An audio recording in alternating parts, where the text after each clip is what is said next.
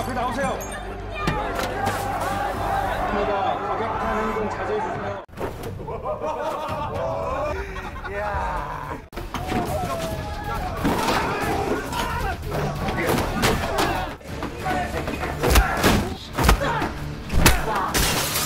Halo sedulur kabeh, piye kabare? Moga sehat terus ya. Selamat menonton alur cerita film Officer Black Belt tahun 2024.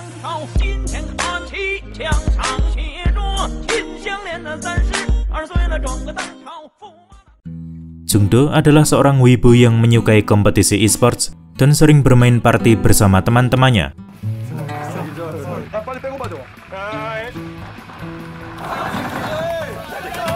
Namun tidak hanya sangar di dalam game, ternyata doi juga menguasai berbagai seni bela diri seperti taekwondo, judo, serta kendo. Sementara demi memenuhi kebutuhan sehari-hari, Jungdo bekerja sebagai tukang delivery di kedai ayam goreng milik sang ayah.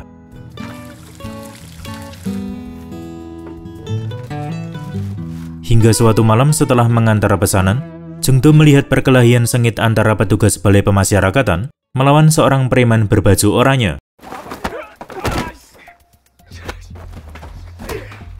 Nah, mengetahui nyawa petugas dalam bahaya,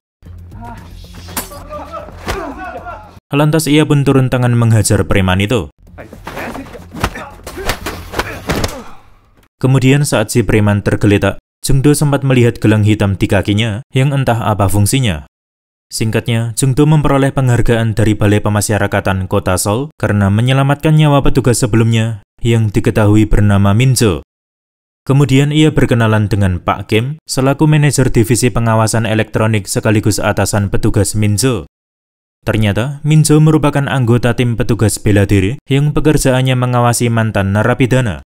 Jadi walaupun sudah bebas dari penjara, beberapa mantan narapidana masih harus mendapatkan pengawasan khusus karena berpotensi mengulangi kejahatannya.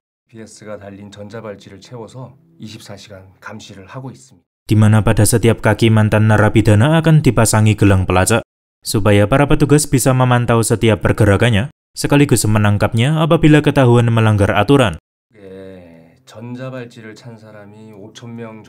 Contohnya ketika petugas Minjo berusaha menangkap preman berbaju oranye. Sayangnya, petugas bela diri sedang mengalami masalah kekurangan anggota, mengingat Minjo masih harus menjalani proses pemulihan akibat serangan preman berbaju oranye. Nah, mengetahui Jungdo merupakan atlet bela diri, lantas Pak Kim memintanya untuk menggantikan posisi Minjo.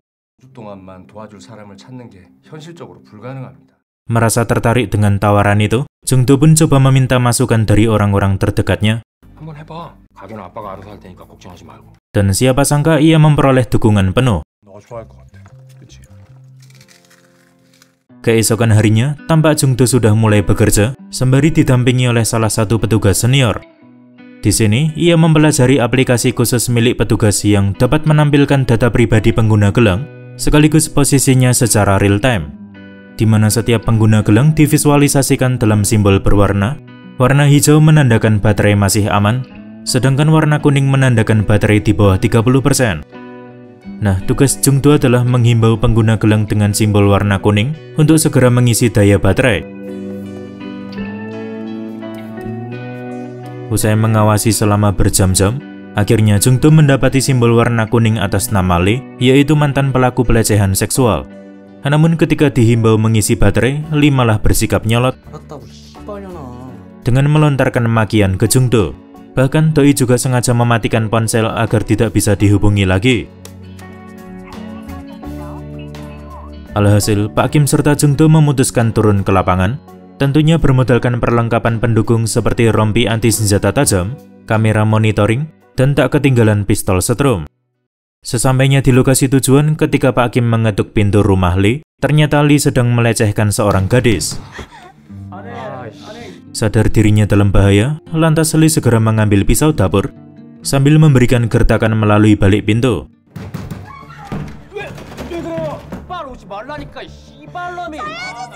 Kemudian saat pintu terbuka, tampak Lee berusaha kabur melalui jendela. namun langsung disambut tendangan keras sekaligus setruman dari Jungdo. Selain mendeteksi persentase baterai, aplikasi milik petugas juga mampu mendeteksi pergerakan abnormal. Contohnya ketika pelaku pelecehan anak di bawah umur bernama Jong In, simbolnya berubah menjadi warna merah, tak kalah mendekati area penitipan anak-anak. Sesampainya di lokasi tujuan, ternyata Jong In sedang melakukan onani, sembari memperhatikan anak-anak di sekitarnya. Merasa geram bukan main, Jungdo pun segera mengejarnya, bahkan hampir saja menghajarnya, tetapi langsung dihentikan oleh Pak Kim. Dikarenakan Jungdo sudah bekerja keras, Pak Kim memberikan apresiasi berupa traktiran makan malam. Tak mau bersenang-senang sendirian, Jungdo memohon agar diizinkan mengajak teman-temannya, dan siapa sangka Pak Kim bersedia mentraktir semuanya. Berpindah ke restoran babi panggang, Pak Kim berkenalan dengan satu persatu teman Jungdo, diantaranya ada Kang, Bongpal, serta Cha. Kemudian sambil menikmati hidangan, mereka mulai bercerita ngalor ngidul. Hingga di suatu kesempatan, Kang sempat bertanya kepada Pak Kim,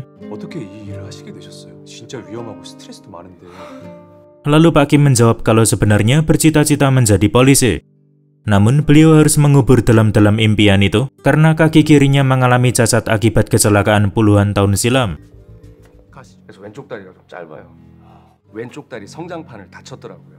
Meski begitu, Pak Kim senang bisa bekerja di Balai Pemasyarakatan, di mana dirinya bisa mengawasi mantan narapidana yang sebagian besar pelaku pelecehan anak di bawah umur, sebab beliau mempunyai keinginan untuk menciptakan dunia aman tenteram bagi anak-anak.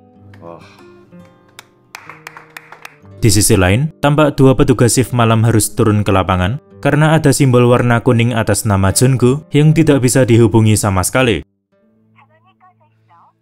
Namun sebelum beranjak pergi, tiba-tiba ada notifikasi baterai lemah lainnya dari mantan pelaku pembunuhan bernama Do Wong.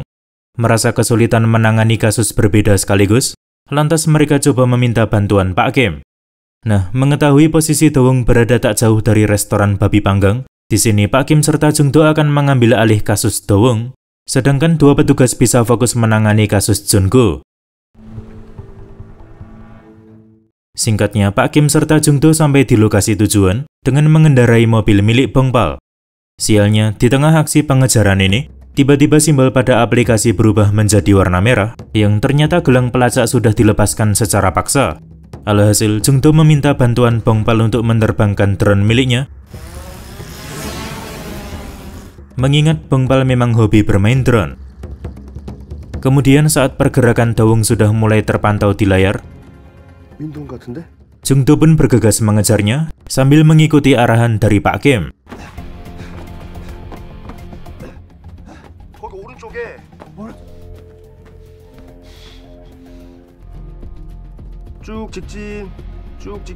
Sampai akhirnya Jungdo berhasil menemukan Do Wong yang sepertinya hendak mencelakai seseorang di salah satu rumah.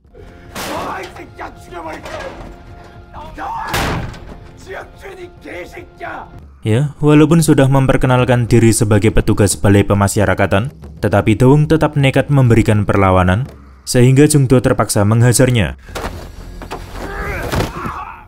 Namun setelah dibanting cukup keras, tiba-tiba Do Wong malah mengancam bunuh diri dengan menodongkan cutter ke lehernya.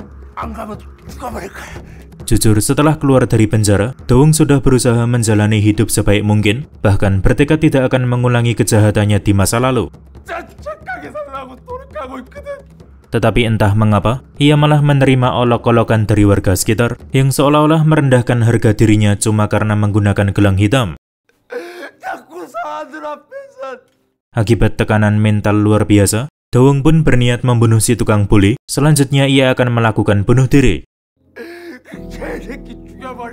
Demi mengantisipasi hal tersebut, di sini Pak Kim mulai mengeluarkan kata-kata mutiara yang disampaikan melalui perantara mulut Jungdo.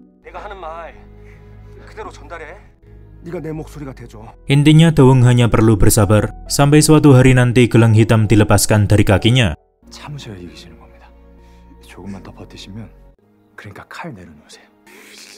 Toh setiap manusia pasti pernah berbuat kesalahan, tapi semuanya berhak memperoleh kesempatan untuk bisa memperbaiki hidupnya. Pak Kim pun berjanji tidak akan memberikan sanksi apapun atas kejadian malam ini, sebab beliau tahu betul Daung telah berusaha keras memperbaiki hidupnya. Nah, berkat pendekatan itulah, akhirnya Daung mengurungkan segala niat buruknya. Belakangan, media sedang gencar memberitakan psikopat bernama Ki Jung yang akan segera bebas dari penjara. Diketahui, Ki Jung merupakan pelaku kejahatan seksual paling parah di Korea Selatan, di mana doi pernah melecehkan puluhan anak di bawah umur. Berita mengenai kebebasan Ki Jung seketika menjadi perhatian serius bagi Balai Pemasyarakatan Kota Seoul, sebab usut punya usut Ki Jung sendiri bertempat tinggal di Seoul, sehingga otomatis akan menjadi tanggung jawab Pak Kim serta kawan-kawan. Sebagai informasi tambahan, masing-masing petugas bela diri sekarang menghandle sekitar 20 pengguna gelang lebih. Ya, dengan jumlah segitu saja mereka sudah merasa sangat kewalahan, apalagi nanti ditambah si psikopat Ki Jung. Di sisi lain, ketika Jung Do mendatangi kios pangkas rambut milik Bibi Sun Jung, ia sempat menjumpai pria mencurigakan yang baru selesai memangkas rambut. Kembali ke tujuan awal, di sini Jung Do hendak merapikan rambutnya sekaligus mengecat warna hitam. Mengingat ia sedang bekerja di Badan Pelayanan Masyarakat, jadi alangkah baiknya berpenampilan lebih formal. Beranjak dari kios pangkas rambut, tanpa sengaja Jung Do mendapati pria mencurigakan sebelumnya yang ternyata merupakan salah satu pengguna gelang. Di mana Jung Do merasa agak risih, tak kalah si pria curi-curi kesempatan menggoda seorang pelayan, bahkan sampai melakukan kontak fisik. Kemudian saat memeriksa melalui aplikasi, barulah diketahui kalau si pria mencurigakan bernama Gumnam, yaitu mantan pelaku pelecehan seksual. Masalahnya, doi mempunyai label khusus bertuliskan berisiko tinggi, yang berarti sangat berpotensi mengulangi kejahatannya. Setelah menerima laporan dari Jung Do, Pak Kim pun coba menelpon Gumnam. Namun Gumnam malah berkata hendak bersenang-senang pada malam ini, dan tentunya memiliki konotasi negatif. Sialnya, ketika dalam perjalanan menuju titik lokasi Gumnam, tiba-tiba simbol pada aplikasi berubah menjadi warna merah, yaitu karena gelang pelacak sudah dilepaskan secara paksa. Alhasil, di tengah guyuran hujan lebat, Pak Kim serta Jung Do mulai berpencar mencari Gumnam di area terakhir posisinya terlacak aplikasi. Targetnya adalah sebuah toko yang hanya mempunyai satu karyawan perempuan, sebab dianggap paling berpotensi disatroni oleh Gumnam.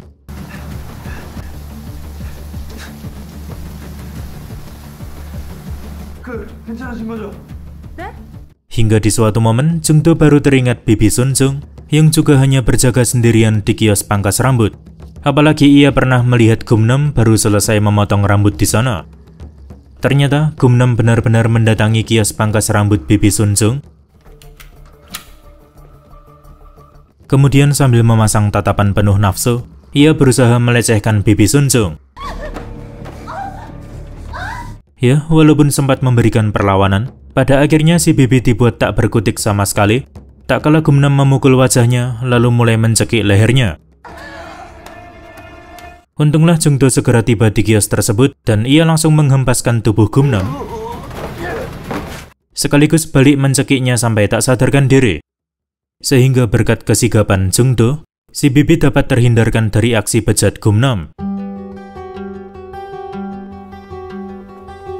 Ketika pulang ke rumah, Jung Do diberitahu oleh sang ayah kalau Bibi Sun Jung sempat menelponnya untuk mengucapkan terima kasih karena Jung Do telah menyelamatkan nyawanya. Dari sinilah semangat Jung Do semakin berapi-api, membuatnya ingin bekerja lebih lama lagi di Balai Pemasyarakatan. Pada rapat terakhir mengenai kebebasan Ki Jung, Pak Kim mengajukan diri untuk melakukan pengawasan ekstra terhadap Ki Jung.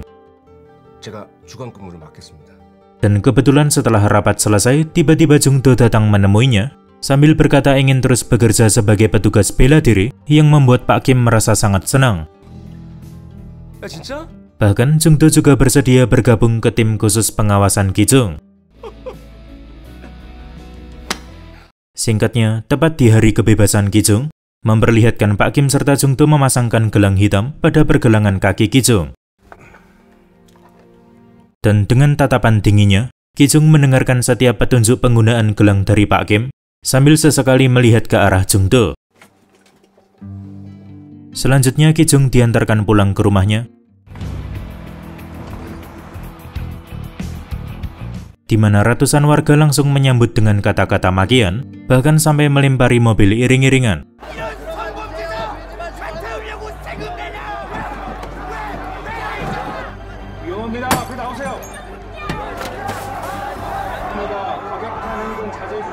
Siang berganti malam, barulah keadaan berangsur-angsur kondusif,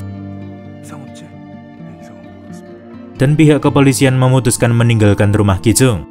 Tak berselang lama, Ki Jung didatangi oleh Byung Sun, yang notabene merupakan partner kejahatannya di masa lalu. Jadi pada pertemuan kali ini, Byung Sun menawarkan sebuah pekerjaan haram, tentunya sembari mengiming-imingi bayaran sangat fantastis. Keesokan harinya saat melakukan pengawasan di lapangan, Jung Do melihat Ki Jung memasuki bangunan Toserba. Sialnya ketika mencoba membuntutinya, Jung Do malah kehilangan jejak.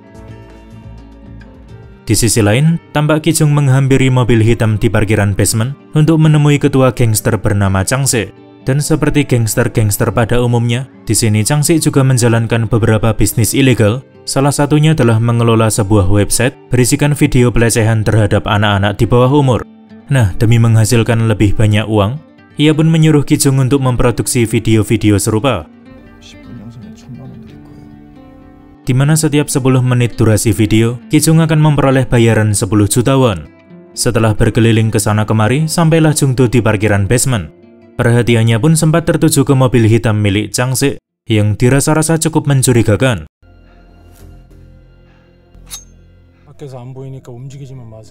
Namun karena tidak bisa melihat bagian dalam mobil, lantas ia hanya memperhatikan plat nomornya, lalu beranjak pergi dari sana. Berhubung masih belum menemukan titik terang, akhirnya Pak Kim menelpon Ki Jung untuk menanyakan posisinya. Di saat bersamaan Ki Jung telah keluar dari mobil Chang Se dan berkata hendak makan kimbap di Toserba dekat rumahnya. Alhasil, Jung Do pun segera mendatangi warung kimbap itu, dan terlihat Ki Jung memang sedang makan di sana. Kembali ke kantor Balai Pemasyarakatan, Pak Kim serta Jung Do menemukan suatu kejanggalan, tak kala mengetahui ada banyak warung kimbap di sekitar rumah Ki Jung. Namun entah mengapa, Doi malah memilih berjalan jauh ke Toserba. Nah, di tengah kebingungan ini, tiba-tiba mereka dikejutkan oleh kedatangan Minjo, di mana tak terasa sudah 5 minggu berlalu, semenjak Minjo mengalami cedera serius akibat serangan preman berbaju oranye. Kemudian sebagai tanda perkenalan, Minjo memberikan sarung tangan khusus ke Jung Do, supaya tangannya tidak terluka saat terlibat baku hantam. Hingga suatu hari, memperlihatkan seorang gadis kecil yang sedang berjalan sendirian di area sekitar rumah Ki Jung. Nah, ketika perhatiannya tertuju ke seekor anjing di pinggir jalan,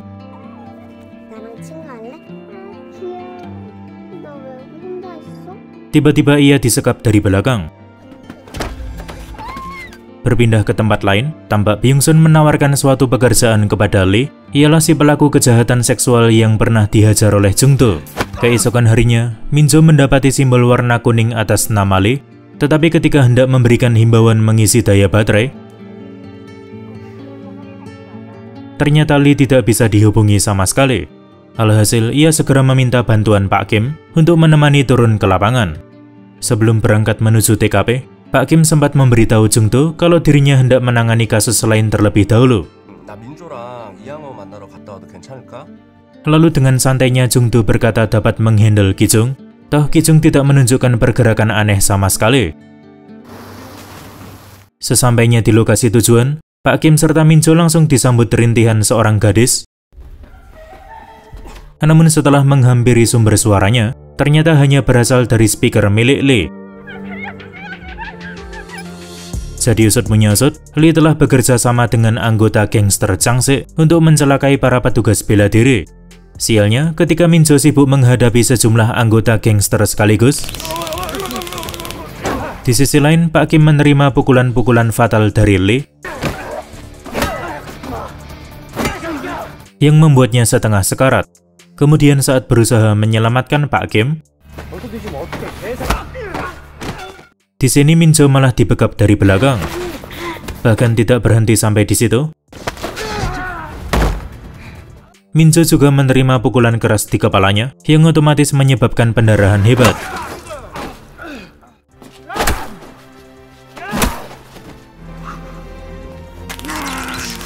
Berpindah ke tempat lain di saat Jungdo mengikuti pergerakan Kijung.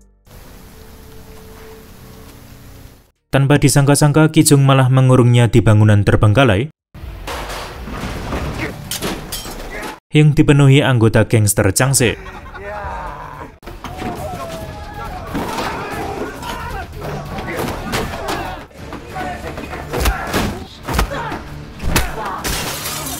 Ya, walaupun sempat merasa kewalahan akibat serangan bertubi-tubi puluhan orang sekaligus,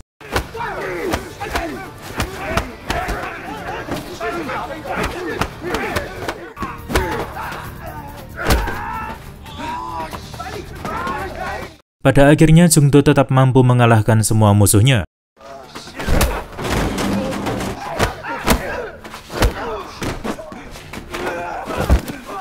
Ternyata Changse sengaja mengerahkan sebagian besar anak buahnya agar Kijung serta Byung-sun bisa leluasa memproduksi video, di mana proses pembuatan video berlangsung di basement rumah Kijung dengan menumbalkan si gadis korban penculikan sebelumnya sebagai mangsa bagi Kijung. Beranjak dari bangunan terbengkalai, Jungdo pun bergegas mendatangi rumah Kijung, dan ia menemukan jejak langkah kaki mengarah ke lantai basement. Kemudian saat menguping melalui balik pintu, alangkah mengejutkannya, Jungdo mendengar suara tangisan seorang gadis. Nah, berhubung tidak dapat membuka pintu tersebut, Jungdo berusaha merusak teralis sekaligus memecahkan jendela luar yang terhubung ke ruangan basement. Menyadari kedatangan Jungdo, lantas Kijung langsung melancarkan serangan kejutan, disusul Byung-sun yang menusukkan pisau ke perutnya. Ya, meskipun bisa lepas dari tikaman itu,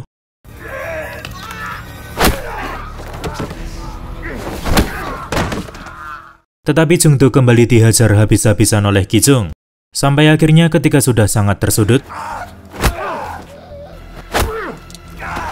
Jungdo mampu menemukan celah untuk membenturkan kepala Kijung, sehingga membuatnya bisa bernafas lega sementara waktu. Sialnya saat hendak menyelamatkan si gadis kecil, tiba-tiba Kijung kembali menusuknya. Hingga tak berselang lama, barulah pihak kepolisian berdatangan, namun Kijung serta Byung-sun berhasil melarikan diri. Berpindah ke rumah sakit, ayah Jungdo tak mampu menahan amarah, tak kala mengetahui anaknya mengalami luka-luka parah. Untunglah di sini Jungdo segera sadarkan diri, yang seketika meredam emosi sang ayah. Sayangnya, perjuangan Jungdo masih belum membuahkan hasil, di mana Kijung berhasil melarikan diri pada kejadian malam itu. Kemudian seorang petugas menambahkan apabila Pak Kim mengalami patah tulang leher, dan pemulihannya membutuhkan waktu sangat lama. Sedangkan petugas Minjo dinyatakan meninggal dunia setelah menerima pukulan keras di kepalanya yang mengakibatkan mati otak, selanjutnya memicu serangan jantung.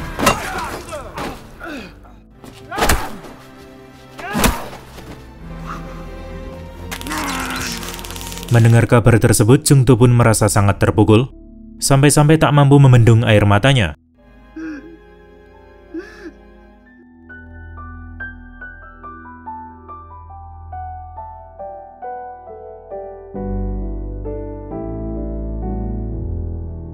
Beberapa hari kemudian, Jungdo memperoleh penghargaan dari pihak kepolisian setelah berhasil menggagalkan aksi pelecehan si psikopat Kijung. Selanjutnya, Jungdo bertemu anggota keluarga dari gadis korban penculikan sebelumnya yang diketahui bernama Min-hee, di mana si bibi mengucapkan terima kasih karena Jungdo sudah berusaha mati-matian menyelamatkan Min-hee.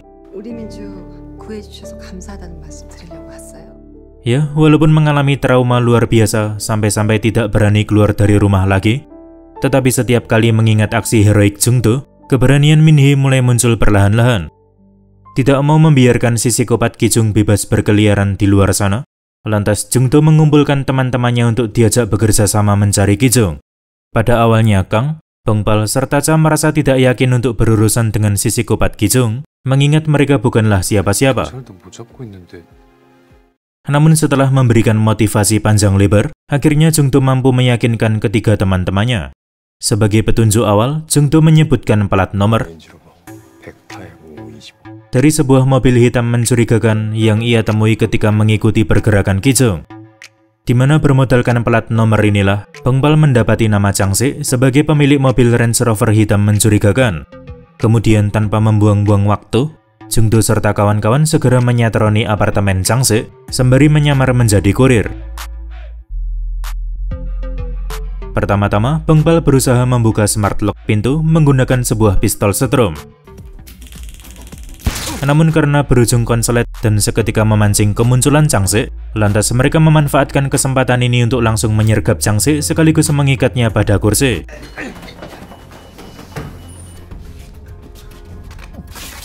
Selanjutnya, ketika Bongpal mengumpulkan informasi dari komputer Changse, alangkah mengejutkannya ia malah menemukan ratusan video pelecehan anak-anak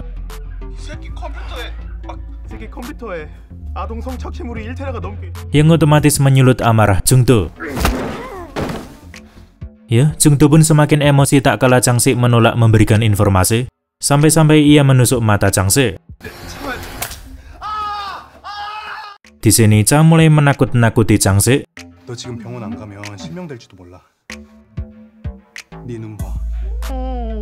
Sementara kalau mau dipanggilkan ambulans, maka Changse harus menjawab beberapa pertanyaan dari Jungdo serta kawan-kawan. Setelah menyetujui tawaran Cha, Changse pun memberikan sejumlah informasi penting, diantaranya seperti keberadaan Kijung. Kemudian emosi Jungdo kembali memuncak, tak kalah mendengarkan sebuah fakta bahwa semenjak kejadian pada malam itu, Kijung masih meneruskan aksi bejatnya melecehkan anak-anak di luar sana. Berpindah ke rumah Jungdo, tampak Jungdo serta kawan-kawan mulai menyusun rencana untuk bisa menaklukkan Kijung. Tetapi ketika hendak menuju TKP, tiba-tiba ayah Jungdo menahan kepergian mereka karena beliau tidak ingin kejadian terdahulu terulang kembali.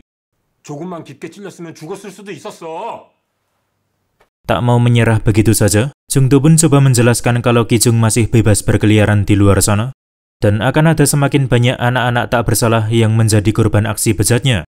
Ya, walaupun ada pihak kepolisian yang berjuang keras menangani kasus ini, tapi Jungdo juga ingin melakukan hal serupa supaya tidak ada penyesalan di kemudian hari.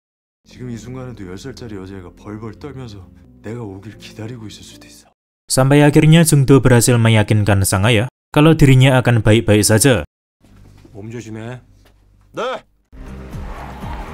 Sesampainya di lokasi tujuan, tampak Jungdo, Kang serta Cha berpencar mencari keberadaan Kijung, sambil sesekali bertanya ke warga sekitar.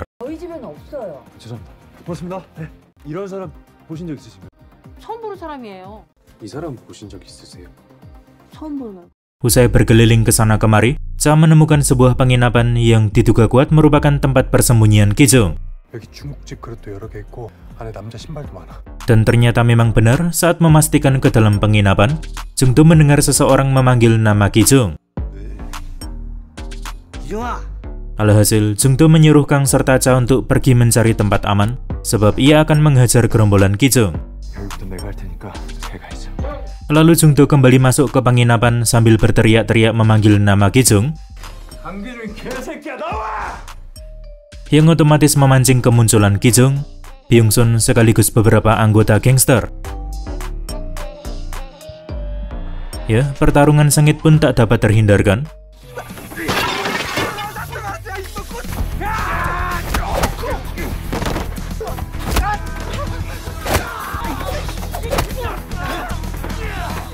Di mana kali ini Jungdo membekali diri dengan rompi anti senjata tajam, sehingga Byung-sun tidak bisa menusuknya lagi. Mengetahui keadaan bertambah buruk, lantas Kijung segera pergi meninggalkan TKP, sehingga Jungdo harus buru-buru mengalahkan semua musuhnya. Nah, untunglah Bongpal sigap memantau melalui drone, sehingga ia bisa menginfokan lokasi Kijung. Lagi-lagi Jungdo harus terlibat baku hantam sengit, di mana setelah cukup mendominasi di awal-awal pertarungan, Sayangnya keadaan berbalik tak kala Jungdo salah melangkah, yang dimanfaatkan Ki Jung untuk melancarkan serangan balasan. Di dalam toko daging, Ki Jung memungut 2 pisau sekaligus, yang cukup merepotkan Jungdo.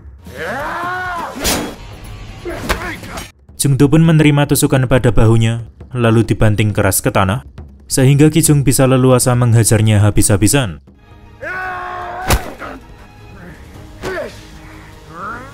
Tak mau tinggal diam, Bang Pal segera menerbangkan drone ke arah wajah Ki Jung,